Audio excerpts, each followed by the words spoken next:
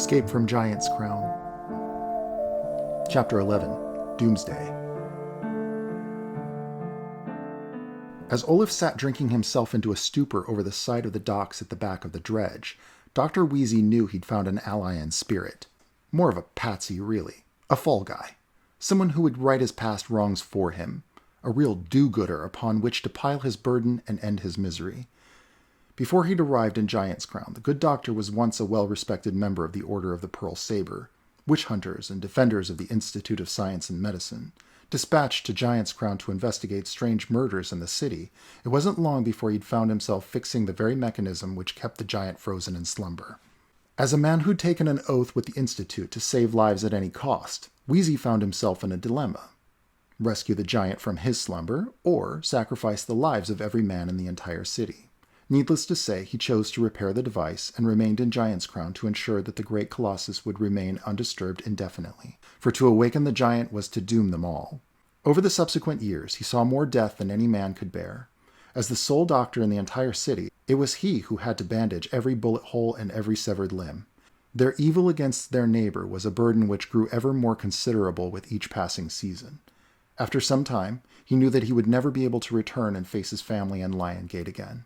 He had no love for Byron or his meritocracy, but he also had no idea of the extent of the mayor's great deception. There was no moral high ground here. Everyone in Giant's Crown had chosen to come to this place.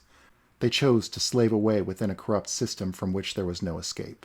Many times over he'd rejected his final pin and the promise of a luxurious life and the peaches that came with it.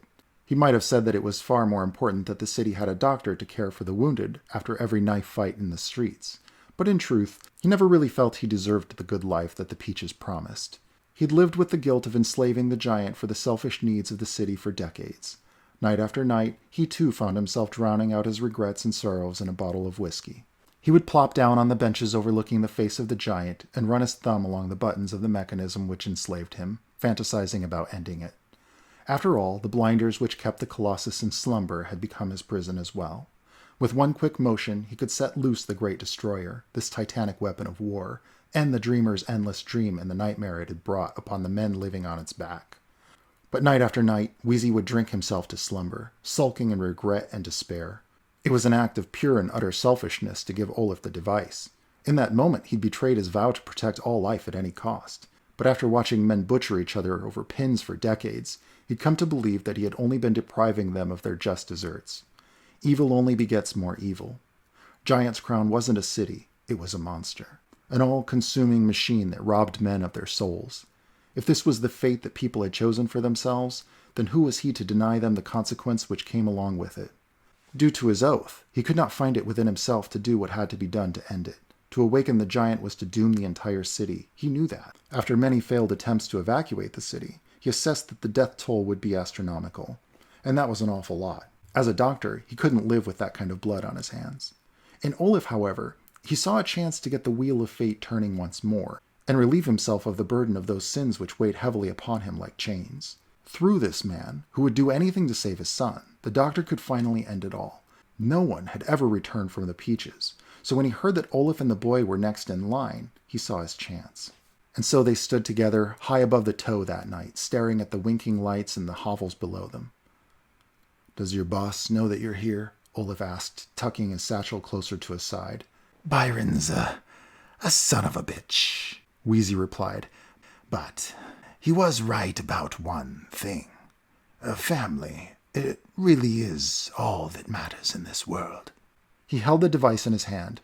"Not a day goes by that I don't look back and wish that I'd done things differently for the wife and child that I could not be with, all in order to uphold my oath. But perhaps, you are the one who can do what I could not."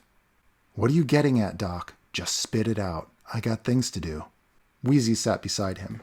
"I've been watching you. I believe you'd do anything for your boy." "Yeah, that's right," Oliff confirmed.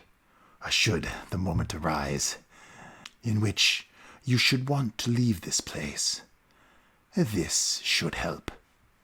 Oliff took a swig and chuckled. "What? A metal box?